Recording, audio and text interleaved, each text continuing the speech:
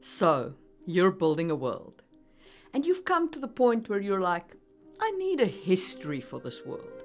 I need some things to have happened that caused certain events that brought us to this place in history where we are now in this world. But how do you put that history together? How do you make your world feel as though it has a rich and involved history without drowning your reader in the details? How do you make history feel real and connected instead of fake and made up, and yet at the same time keep it simple enough to provide the reader with an understandable path of events that have led us to the current situation? And how do you build a history that is immersive, that people will remember? That is the topic of my video today. Welcome to another episode of Just in Time Worlds with your host, Marie Mullaney. This video is sponsored by Worldbuilding, which is a set of tools that helps you organize, store, and display your world. Worldbuilding has got an amazing tool called timelines for organizing your history. Now, some of the features of timelines are only available to master subscribers, which is the subscription that I use myself. But even the basic set will allow you to create events. And if you upgrade to Master, you can create events, link them to places, and when people click on the timeline of events that displays, they are taken to the location on the map along with its description of the relevant place where the historical event took place. It is a fantastic tool and well worth the price of subscribing to Master. So if you're interested in checking out Worldbuilding, you can do it using my affiliate link down below. And while you're there, check out my world as well. Thank you very much to Worldbuilding for sponsoring my content and hosting my world of Sangwheel Chronicles. Okay, enough of that. Let's crack on. In making this video, I am going to be referencing quite a few of my existing videos. Now, YouTube does have a limit on the amount of information cards that you can click on. So for the full list of videos that contribute to the incredibly complex topic of history, check out the list in the description below. The first topic I want to discuss in creating the history of your world is don't do too much. Don't kill yourself building this history. You are not building Earth's history here. What you want to do, instead of trying to define all of your history up front, is you want to decide what is the true north for your world. What is the place that you want your world to end up feeling like? And then when you need the historical events, you create them at the time when you need them and test them against that true north. So if those events still fit your true north, then you know that they will overall fit with how your world feels.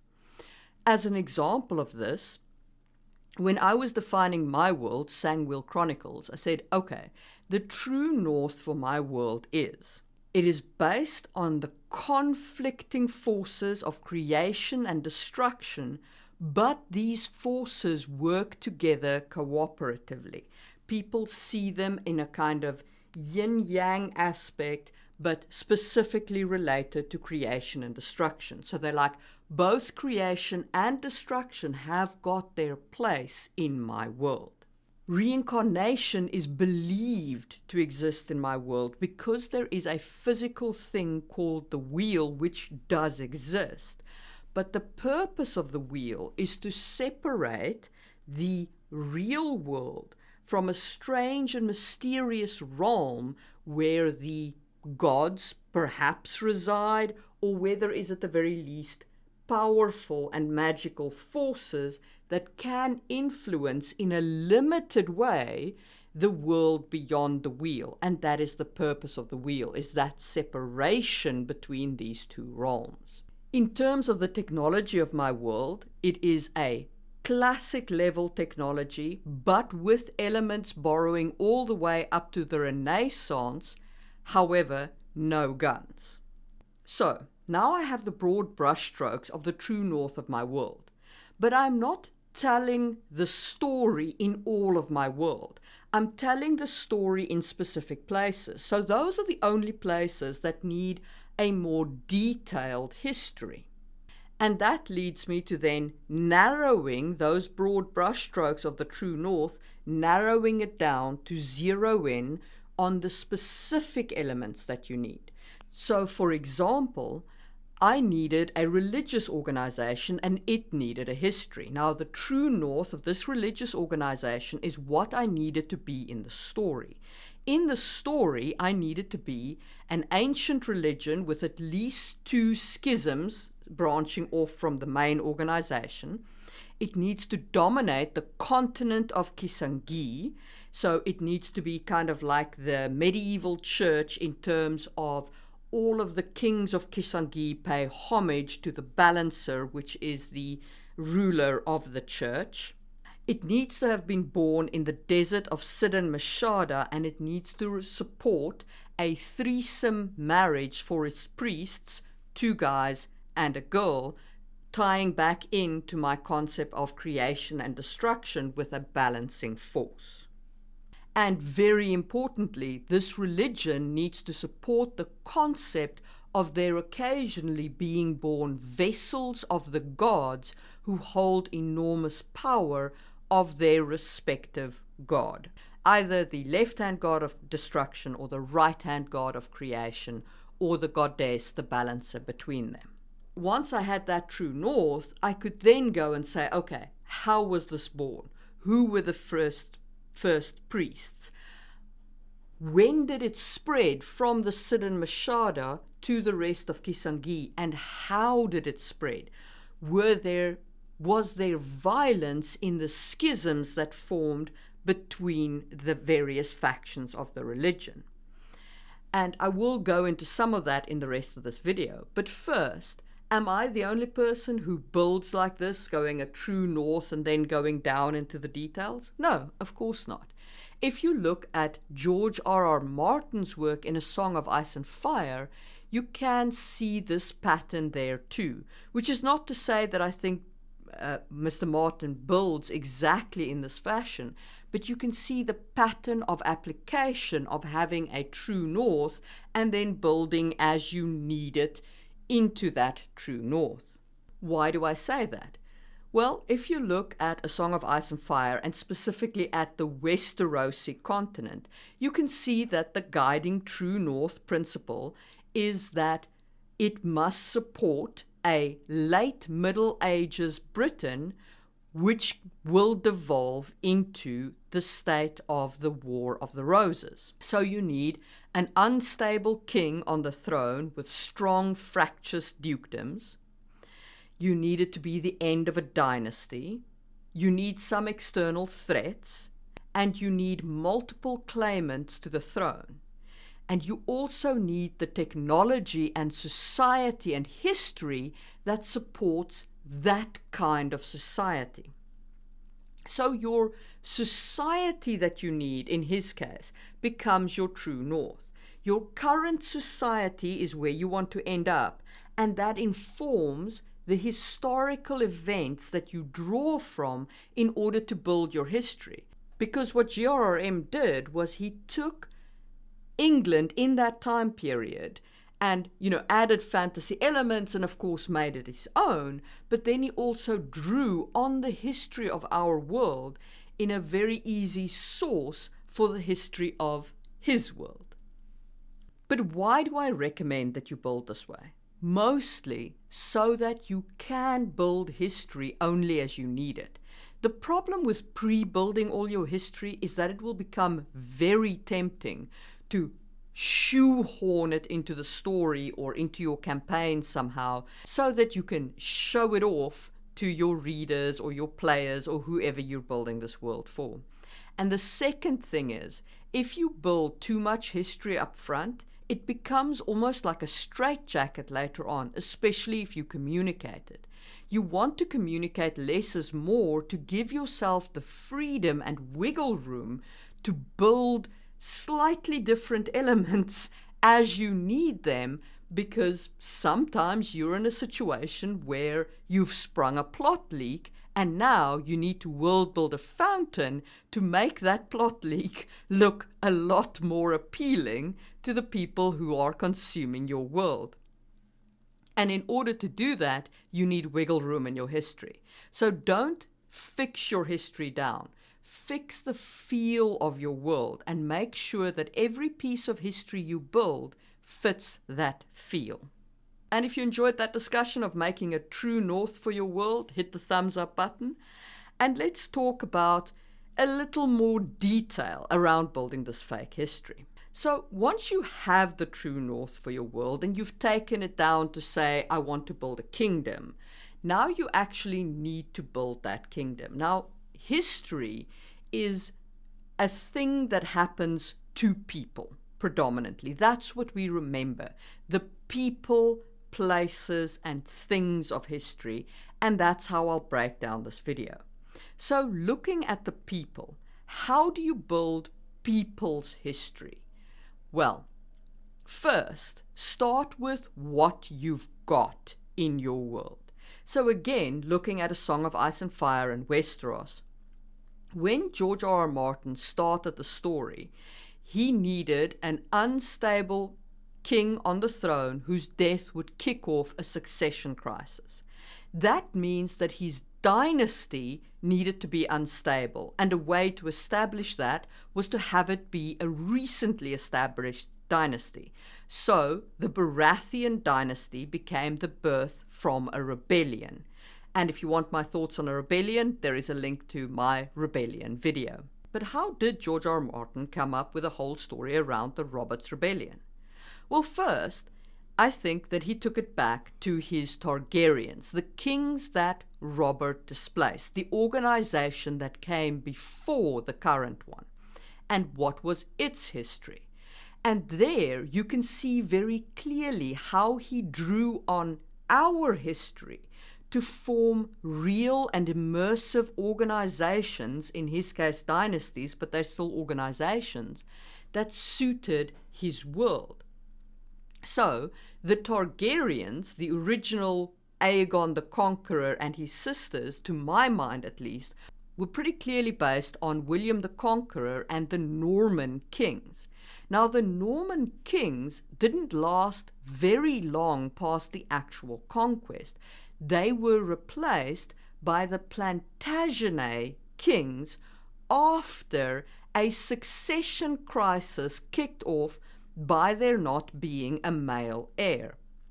And this succession crisis was eventually resolved after internal strife called the Anarchy by the ascent of Henry II to the throne. Now, there was a whole lot of complications in real history around that, but I think what George did was he boiled all of those complications down, because what he couldn't afford to have was he couldn't afford to have those dragons in the world when Robert's Rebellion kicked off. Otherwise, the rebellion would just fail. So he needed to get rid of the dragons. So William the Conqueror, or Aegon the Conqueror, conquers England, Westeros, and he sets up his initial dynasty. Then there's a succession crisis that leads to internal strife. Now, in Westeros, George used this internal strife to kill off the dragons, right? And it was called the Dance of Dragons, and that's what we're seeing in the show House of the Dragons at the moment, is that internal strife that kills off the dragons. And that's how we end up with a new dynasty that's still connected to the old dynasty, but isn't the old dynasty. So in England's case, that was the Plantagenet kings. And in George R. R. Martin's case, it's still the Targaryens, but it's the Targaryens without their dragons. The Targaryens as a normal noble house. And they rule Westeros for many centuries, and they're reasonable kings.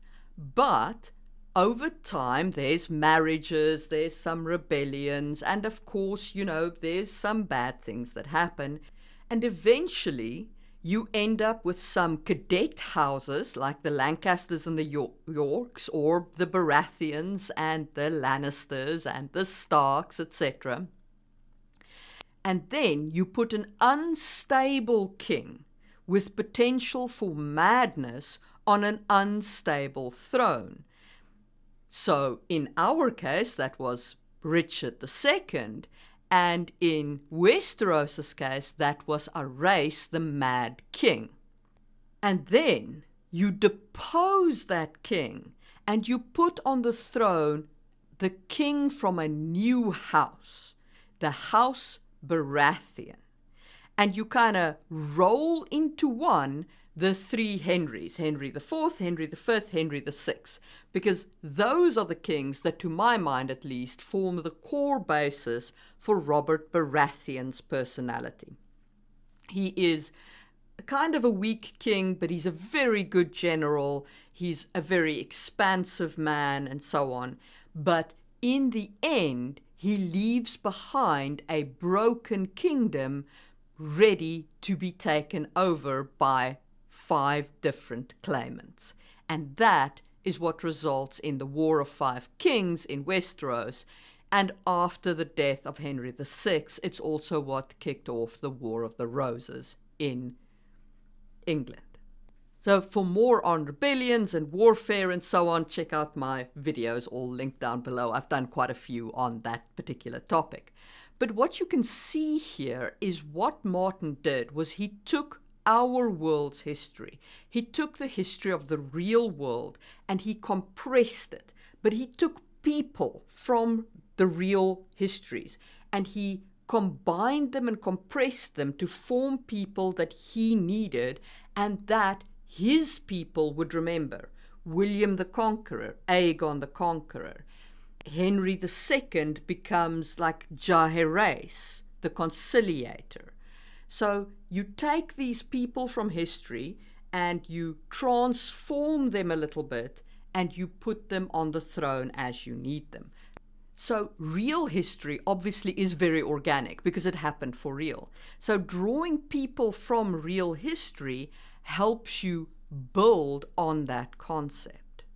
In my case, the ultimate purpose of my religious organization was that I needed a religious leader who is very devout but is also open to change. So I needed the organization that supports her to be supportive of change. So that organization needed a way to change religious law. It also needed a way to debate religious law, bearing in mind the creation and destruction true north of my world. So I came up with historical events that created the moot court. The first schism of my religion was caused by an inflexibility, an inability to change. And after that schism had been resolved, the religion actually did introduce the concept of moot courts to allow for debate and for the changing of the law. And then there was one priest who got way too chatty and spoke for way too long, so those moot courts eventually introduced the concept of time limits. And those are minor historical notes in my world building that will probably never see the light of day. But they are things that I know about that I can potentially introduce in some minor way should I need it. And it gives my current world a much more lived-in feeling because I know that those events existed. Bear in mind that the longer ago something happened, the more shrouded in myth it becomes. For example, we know quite a bit about the Roman Republic only because Caesar wrote down so extensively what had happened. But around Troy, those people from the Troy myths, they're myths, but we don't know who was really there because it was so long ago. Now, in the modern era, we study history through archaeology and through examining artifacts and all of that kind of activity. But back in the Middle Ages, people were restricted mostly to myths and legends. So the characters from history will be larger than life. They will be things that are remembered in myths and in legends. So you'll have legends like Beowulf. There might have been some historical person that inspired the legend of Beowulf. But what is remembered is the epic saga around that person. And for more on myths and legends, check out my videos down below on creation myths and how to make myths. When you're defining historical people, think about who do you need to give rise to who you have now? What kind of organizations were they part of? Treat families like organizations, but with extra emotional damage. And if you draw from history, don't take all of the messiness of history. Take multiple people and combine them into one to make your history of your world more concise. Because if you just retell our history, then you're actually just doing a retelling and not writing an original story. Okay, so if you enjoyed that discussion about people in history, give this video a thumbs up. And let's talk about geography or place history. There are two elements to place history: artificial places and natural places. And by artificial places, I mean created places like Hadrian's Wall or the Great Wall of China or the various buildings that remain to us from the ancient past. So first, to talk about created or artificial places, for example, Hadrian's Wall. Now, we know in this day and age that Hadrian's Wall was created by the Romans. We know that it was created to keep the Pictish at bay, and it was built by Emperor Hadrian. There were many myths about it. You know, it was this mythical wall of defense, and that is what George R.R. Martin drew on when he built the wall. So in his world building of the ice wall, he answered questions around the creation of that wall, like who built the wall? Bran the builder. But Bran couldn't have built it by himself. He had to have access to a lot of magic, and men don't have that kind of magic. Hence, the children of the forest. But how did the children of the forest and Bran get to meet each other? Well, the children of the forest had this alliance with the first men. And you can see how these layers of history all built on each other to give George what he needs, which is the Great Wall, 700 feet tall and layered with magic, and a defense against the others, the coldness that is beyond the wall. And that, of course, gave rise to the organization of the Night Watch, which had its own history based on the people that he ultimately needed in the Night Watch. So if you are building a castle, or you're creating a city, or you're creating a giant wall, or you're creating whatever has been built in your world and is a geographic place, think about who built it, why did they build it, how did they build it, which organizations are involved in building it and in maintaining it, and what is its state now, and who are the people who live there now. But what about naturally occurring places? What about their history? Well, naturally occurring places will often also have their own history associated with them. For example, on the continent of Kisangani, I have the Salt Pass, which is a pass through the mountains of the Arm of the Gods. Now, this pass was born in an earthquake, and it opened the way for the snake riders of the Sidan Mashada Desert to stream through to the rest of the continent, taking their religion with them. And that is how the Order of the Threesome migrated from the desert to the rest of the Kisangani continent. And the Salt Pass thus has quite a lot of legends associated with it around the earthquakes and the religion itself. And the holy city of Magadla is built just outside the Salt Pass, and it is, the place where the church lives, and it is connected, its history is connected to the myths and legends of the Salt Pass. You can take your places, things like mountains, things like passes, things like lakes, and give them names that hint back to their history, and also give them myths and pieces of local lore that speak about how this place came about and the importance that it has with the people of your continent, the people who live in this place. So if you enjoyed that discussion of geographical places, give this video a thumbs up, and let's talk about things of history, artifacts of history. So first we should split out common items from special or magical items. Now obviously in our world we don't actually have special or magical items, although there are always, people who will say the Shroud of Turin, etc., etc. But let's focus on common items first. So many common items have actually got quite a deep history. If you think about things like the cross that Christians wear, there are two different versions.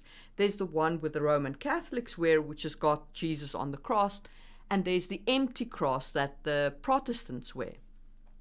In the same way, in your world, you could have religious artifacts that speak to that kind of historical schism between organizations.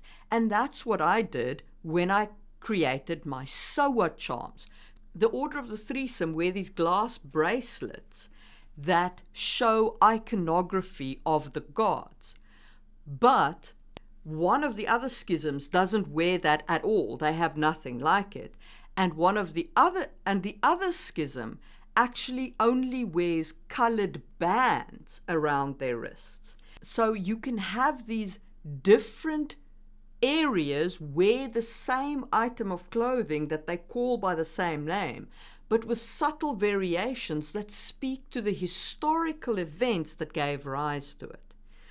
And in that way, also remember that there might have been specific laws about what you can and can't wear, and we call those sumptuary laws, and I did make a video about it, link down below to my video on sumptuary laws.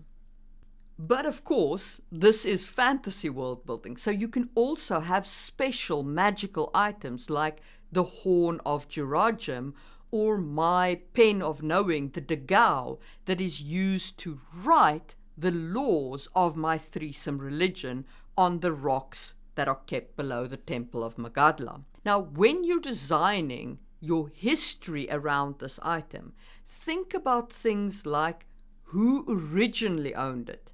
Does that person still own it? Which organization looks after it? Why do they look after it? How do they maintain it if it is maintained? Is it lost? And if it is, who will discover it and what will they discover about it? And I did make quite a few videos on magical items, so you can check those out in the links below as well. And if you enjoyed this discussion of special items in history, hit the thumbs up button, and let's talk about conclusions around designing your history. First, don't try and build it all at once. Second, draw from our history without shame. But two things. One, have respect for the people that you're drawing from. Don't use caricatures. Don't denigrate people. And two, don't try and replicate our history. Take elements of our history, combine it, streamline it, summarize it. You are not going to be able to make the complexity of our real world history. There is just too much. Make it simpler and more understandable so that your reader can easily move from history to where your world is now. Remember that the older the history, the less people will remember. You do not need to have defined whether the legends and the myths that they remember are real.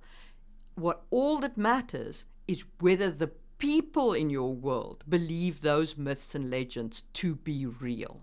And finally, break your history down into people and why they are the way they are, places and why they are the way they are, and things and why they're like that. And those were my thoughts on building history. If you liked this video, maybe check out my video on how to build a monarchy. If you'd like my help in building your world, you can hit my Ko-fi page. If you want to support this channel, you can buy my books, or you can hit the Join membership to directly support this channel on YouTube and get some great perks. And I will see you soon for another video from Just in Time Worlds.